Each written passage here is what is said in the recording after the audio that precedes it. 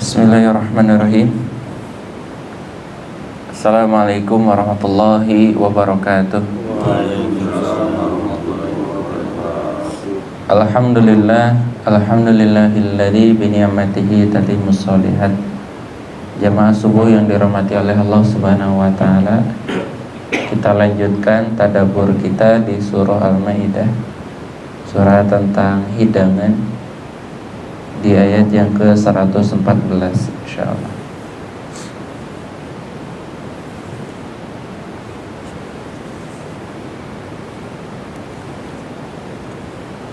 Surah Al-Maidah ayat 114. Kita mulai.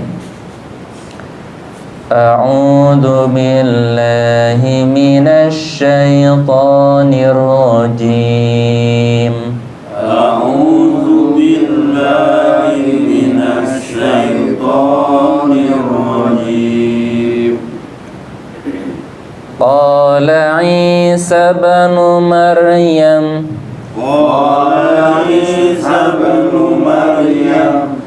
Allahumma rabbana anzil alaina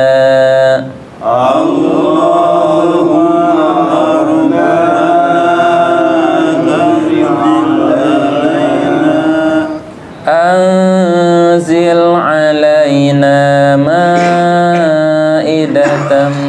minas sama' Anzil alaina ma'idatan minas sama' takunu lana 'idan li awwalina wa akhirina takunu lana 'idan li awwalina wa akhirina wa ayatan mink warzuqna wa anta khairur raziqin warzuqna wa anta khairur raziqin. qala Allahu inni munazziluha 'alaikum Qala Allahu inni munazziluha 'alaikum faman yakfur ba'du minkum faman yakfur ba'du minkum fa inni u'adzibuhu 'adzaban fa inni u'adzibuhu 'adzaban la u'adzibuhu ahadan minal 'alamin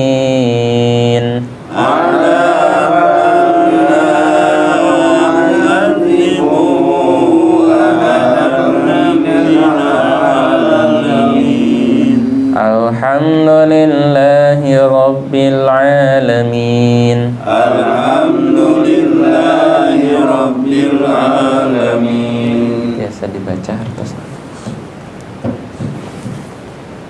Aku berlindung kepada Allah dari godaan syaitan yang terkutuk dengan nama Allah yang Maha Pengasih Maha Penyayang. Isa putra Maryam berdoa, ya Tuhan kami, turunkanlah kepada kami hidangan dari langit yang hari turunnya akan menjadi hari raya bagi kami, yaitu bagi orang-orang yang sekarang bersama kami maupun yang datang setelah kami, dan menjadi tanda bagi kekuasaan Engkau. Berilah kami rezeki, dan Engkaulah sebaik-baik pemberi.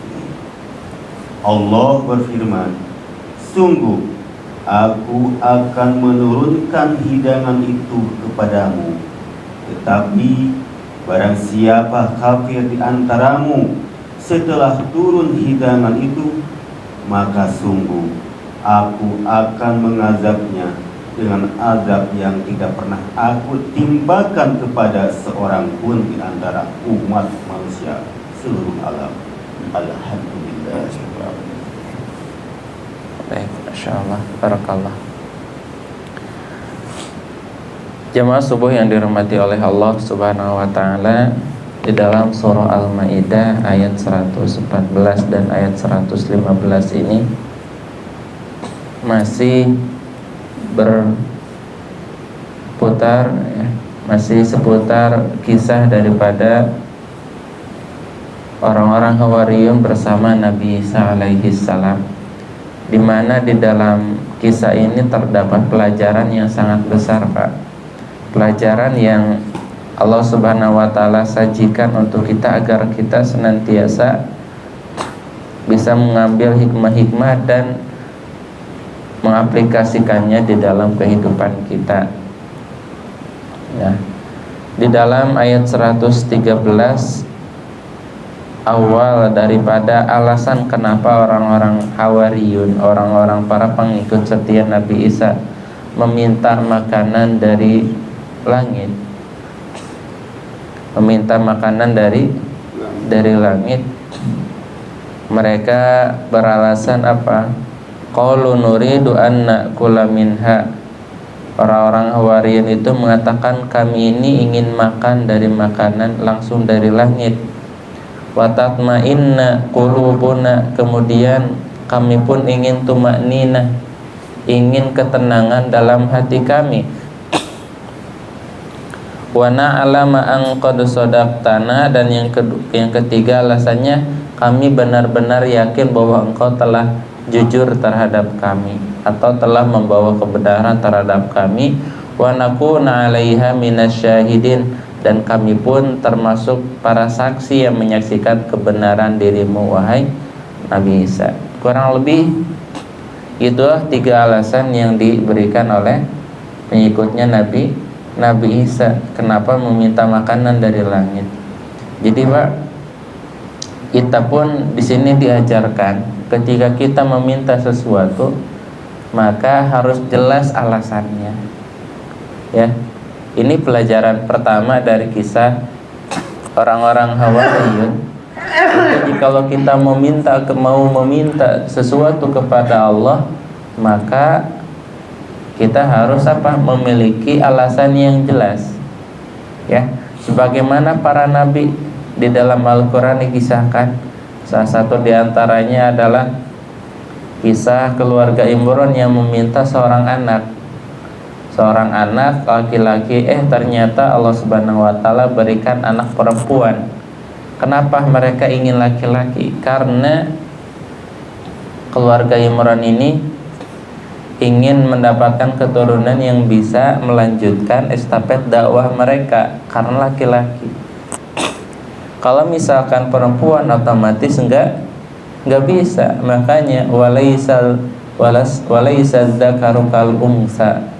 Ya, dan laki-laki itu tidaklah sama seperti perempuan. Kalau laki-laki bisa menjadi seorang pemimpin, menjadi pendakwah dan lain sebagainya. Tapi kalau perempuan, gerak mereka lebih banyak di rumah, lebih banyak taqarrub ilallah. Jadi itu Pak salah satu di antara di antara hikmahnya, kalau kita ingin berdoa kita harus mengemukakan alasannya. Ya, contoh apa? Ya Allah, aku ingin memiliki sebuah kendaraan. Dengan kendaraan tersebut supaya hamba bisa mengantar anak hamba ke sekolah, supaya hamba bisa mengantar anak hamba kuliah dan lain sebagainya. Jadi itu alasannya itu alasan yang baik. Ya, seperti halnya kisah para Nabi Ibrahim minta seorang anak. Kenapa? Ada alasannya gitu. Rabbi inni wahanal azmu minni washta'ala ar-ra'su syaiba. Nabi Zakaria berdoa kepada Allah, Rabbi inni wahanal azmu minni, ya Allah sesungguhnya aku sudah berumur tua dan kepalaku dipenuhi dengan rambut-rambut putih. dan tulangku sudah melemah. Itu alasannya, Pak. Kemudian apa? Beliau meminta anak. Rabbi habli minas solihin, ya Allah berikanlah aku anak-anak yang soleh. Jadi ada alasannya, Pak. Kita mau meminta rumah, jelas niatnya, jelas alasannya kenapa kita meminta rumah. Ya, kalau kita hari ini belum diberikan rumah oleh Allah Subhanahu wa taala, mungkin alasan kita itu masih belum benar, masih belum betul. Ya, jadi dalam ayat ini diajarkan, di dalam kisah ini Allah Subhanahu wa taala mengajarkan pada kita kalau kita mau meminta sesuatu harus ada alasannya, sehingga kita tidak berjalan jauh daripada alasan tersebut, tidak keluar dari koridor tujuan tersebut. Nah, adapun dalam ayat 114-nya, barulah di situ Nabi Isa berdoa untuk para kaumnya. Qala Isa bin Maryam, Isa al-Masih putra Maryam berkata, Allahumma ya Allah, Rabbana Rabb kami, anzil alaina, turunkanlah kepada kami, ma'idatan minas sama, hidangan dari langit. Nah, pertanyaannya, Pak, kenapa orang-orang Hawariyun itu meminta makanan dari langit? Kenapa tidak makanan dari bumi? Kenapa tidak makanan dari arah barat ataupun dari arah timur? Pertanyaannya kenapa? Ya, kenapa mereka meminta makanan itu yang dari langit, itu dari arah langit? Itu pertanyaannya. Kenapa nggak dari bawah bumi gitu, lebih mudah seret keluar dari tanah? Makanan-makanan yang lezat ini kok dari langit? Kira-kira alasannya apa, Bu? Pak? Untuk memperkuat keimanan, bisa. Ya, itu pun alasannya benar. Tapi ada di sana hikmah, Pak. Kenapa orang-orang Hawariyun itu meminta makanan itu dari arah langit? Mungkin kalau dilihat dari segi keajaiban, mungkin kalau dari langit itu lebih ajaib gitu ya. Ya, lebih mengagumkan. Tapi di sini yang saya tangkap, Pak, yang saya pahami, kenapa orang-orang Hawariyun itu meminta makan dari arah langit? Karena mereka percaya bahwa Allah itu ada dari langit. Sebagaimana dikatakan dalam Al-Quran, Innallaha yastawi alal arsh, sesungguhnya Allah beristiwa, bersemayam di atas arsh. Arsh itu ada di atas langit. Ini menunjukkan bahwa benar, Pak, orang-orang Hawariyun itu percaya, orang-orang para pengikut setia Nabi Isa itu percaya bahwa Allah itu hanya ada di atas langit. Nah, ini yang perlu kita pahami. Kenapa enggak dari arah-arah lainnya? Karena dari arah sanalah Allah berada. Maka kalau kita berdoa ke atas langit atau mengangkat tangan ke bawah, ke arah bumi, ke atas lah. Nah, kita meminta seperti ini. Kita ketika meminta, ya Allah, kita sambil melihat ke atas, ya. Dan ini menunjukkan salah satu diantaranya akidah seorang Muslim, yakin bahwa Allah itu ada di atas arasy, ya.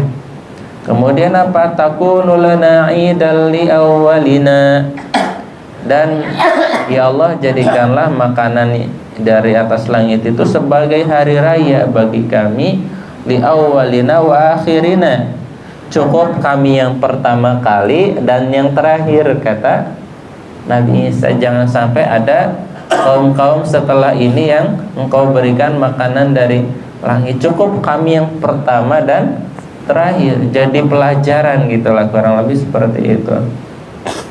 Wa ayatan minka, dan ini pun salah satu tanda kebesaranmu, warzuqna wa anta khairur raziqin, dan berikanlah kami rizki karena engkau adalah sebaik-baik pemberi rizki.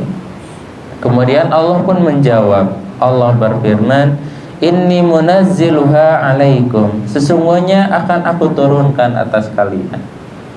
Famay yakfur ba'du minkum, tapi kata Allah, siapapun di antara kalian yang ingkar ba'du minkum, setelah aku berikan makanan hidangan dari langit tersebut, fa inni u'adzibuhu, ketahuilah sesungguhnya aku akan menyiksanya azaban, dengan sebenar-benar siksaan, la u'adzibuhu ahadam minal alamin, dengan siksaan yang tidak pernah aku timpakan kepada siapapun orang yang ada di muka bumi. Jadi apa di sini? Di sini sangat tegas sekali, Pak. Benar-benar Allah memberikan apa? Perjanjian kepada orang-orang itu, siapa saja di antara kalian yang kafir setelah aku berikan hidangan, karena mereka yang meminta, ya kan? Dan maka Allah akan memberikan siksaan yang benar-benar sangat berat. Jadi kalau misalkan kita bertanya siapa orang yang mendapat siksaan paling besar, paling berat, apakah itu iblis, apakah itu Fir'aun? Jawabannya adalah orang-orang Hawariyun apabila mereka kufur terhadap nikmat Allah. Jadi orang-orang ini, Pak, yang akan mendapatkan siksaan yang paling berat, dan tidak ada siksaan yang lebih berat ditimpakan kepada manusia kecuali orang-orang ini jika mereka kafir, Pak. Ya. Nah, dan dalam kedua ayat ini Allah Subhanahu wa taala pun menegaskan bahwa ketika kita meminta sesuatu maka harus tahu resikonya. Maka Pak, kan ada pada ayat sebelumnya, ya, janganlah kalian meminta sesuatu jikalau nanti resikonya, akibatnya akan buruk untukmu, gitu ya. Sama setelah ini pun mereka meminta sesuatu yang setelah makan mereka itu bakal pahit, Pak. Karena sesudah makan, kalau mereka kafir, mereka akan disiksa dengan siksaan yang sangat besar. Udah, apakah mereka mampu atau tidak, wallahu a'lam, gitu ya. Tapi kalau misalkan kalau kita yang berkaca dengan diri kita hari ini, wah kita berat keneh gitunya.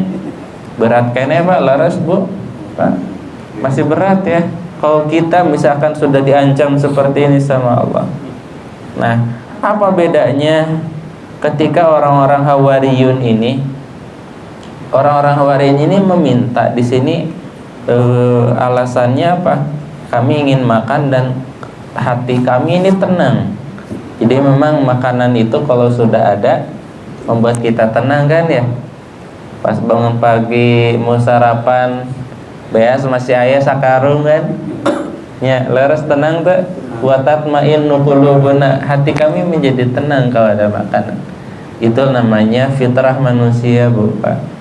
Ya, itu fitrah manusia. Kalau sudah ada makanan di atas hidangan, kemudian beas masih serekene, laukna di kulkas daging masih numpuk, suwir hungkul, tilas acara, ya, wah asli tenang dah. Jadi ingat kena acar. Jadi tenang gitu kan, daging ayam jojot tembik sarundengan. Dojang 2 hariun aya keneh gitu kan, ya mas tenang gitu ya hati teh. Jadi memang benar makanan itu bisa membuat seseorang tenang. Nah, kenapa? Apa bedanya dengan kisah Nabi Ibrahim? Nabi Ibrahim juga pernah meminta, Pak, meminta sesuatu kepada Allah. Tapi bedanya kalau Nabi Ibrahim enggak diancam seperti ini. Nabi Ibrahim minta supaya apa? Engkau perlihatkan keagunganmu. Ya, apakah engkau bisa mematikan dan menghidupkan? Kemudian Allah pun ya menjawab, mengabulkan. Coba kamu datangkan 4 ekor ya. Ya, 4 ekor burung. Kemudian engkau cincang-cincang dan engkau sebar ke 7 gunung. Fasurhunna ilaika, kemudian kau panggil, sumad'uhunna ya'tinaka sa'ya, kamu panggil mereka, pasti mereka bakal datang. Begitu disiul cit-cicuit, langsung datang. Padahal tadi sudah dicincang-cincang. Nah, apa bedanya dengan Nabi Ibrahim dan para pengikut Nabi Isa? Kalau Nabi Ibrahim benar, pertama dia itu benar-benar datang dari hati, ya, karena ingin apa? Ingin supaya imannya itu lebih kuat, ya, ingin hatinya lebih kuat. Sementara yang diperkuat, ya, oleh orang-orang pengikut Isa Al-Masih ini bukan bagian hati, sebenarnya bagian perut. Ya, kalau datang dari hati, Allah pun akan tidak akan memberikan ancaman sebagaimana kepada Nabi Ibrahim. Tapi di sini adalah masalah perut, Pak. Ya, masalah perut. Jadi sehingga berbeda, Pak, ketika ada satu permintaan datang dari hati, Allah pun akan mempermudah. Tapi jika meminta sesuatu tentang perkara perut, ya, akan ada akibat yang ditanggung setelah permintaan tersebut, ya Pak, ya. Jadi ketika kita berdoa, kita benar-benar, Pak, meminta kepada Allah Subhanahu wa taala sesuatu yang membuat hati kita tenang, membuat ibadah kita pun lancar, sehingga Allah pun akan mempermudah hal tersebut. Mungkin itu saja yang dapat saya sampaikan dari apa yang telah saya tadabburi dari surah Al-Maidah, surah tentang hidangan ini, dari ayat 113 sampai ayat 115. Mungkin ini kisah terakhir, penyebaran terakhir dari kisah orang-orang Hawariyun dengan Nabi Isa. Dan ini pun yang menjadi alasan kenapa surah Al-Maidah itu diberikan nama surah Al-Maidah, karena di dalam surat Al-Maidah ada kisah tentang Al-Maidah yang sangat luar biasa, yang sangat banyak sekali hikmahnya. Barakallahu li wa lakum. Rabbana hab lana min azwajina wa dzurriyyatina qurrata a'yun waj'alna lil muttaqina imama. Ya Allah, lembutkanlah hati kami, teguhkanlah hati kami untuk senantiasa melaksanakan ibadah dan ketaatan kepadamu. Ya Allah, berikanlah kami rizki yang melimpah, karena Engkau sesungguhnya sebaik-baik pemberi rizki. Amin ya rabbal alamin. Rabbana atina fid dunya hasanah wa fil akhirati hasanah wa qina adzabannar. Wassalamualaikum warahmatullahi wabarakatuh. Alhamdulillah.